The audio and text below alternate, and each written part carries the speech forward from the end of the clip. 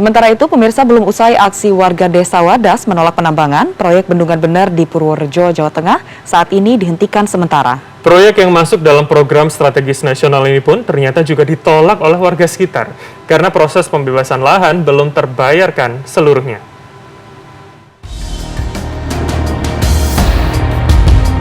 Proyek Bendungan Bener di Kabupaten Purworejo, Jawa Tengah terus dikaitkan dengan kisruh di Desa Wadas di kabupaten yang sama.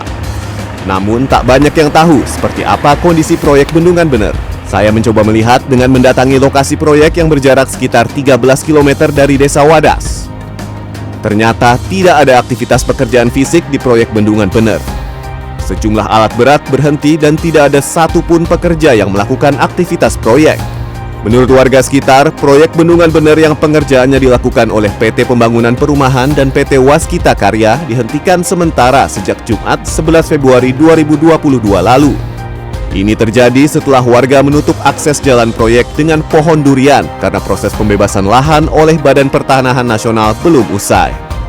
Ini adalah salah satu titik lokasi proyek Bendung Bener yang ada di Kabupaten Purworejo, Jawa Tengah. Sejak Jumat kemarin, proyek ini terpaksa diberhentikan oleh manajemen Waskita Karya karena juga mendapat penolakan dari warga desa sekitar terkait pembebasan lahan. Sementara Desa Wadas, warganya juga ikut menolak karena tidak ingin wilayahnya dijadikan tambang batu andesit untuk memasok kebutuhan proyek Bendung Bener ini. Paguyuban masyarakat terdampak Bendungan Bener atau Masterband menyebut ada sekitar 2.000 bidang lahan warga yang belum dibayar BPN. Bahkan ada 176 bidang tengah bersengketa di pengadilan karena warga merasa dibohongi oleh BPN soal harga ganti untung. Terus dipanggil satu persatu dibuka amplop. Inilah nilai Bapak sekian. Loh, begitu nilainya kecil kan kalang kabut semua sebenarnya Pak. Panik, nggak ada orang tersenyum di saat itu. Kalang kabut semua.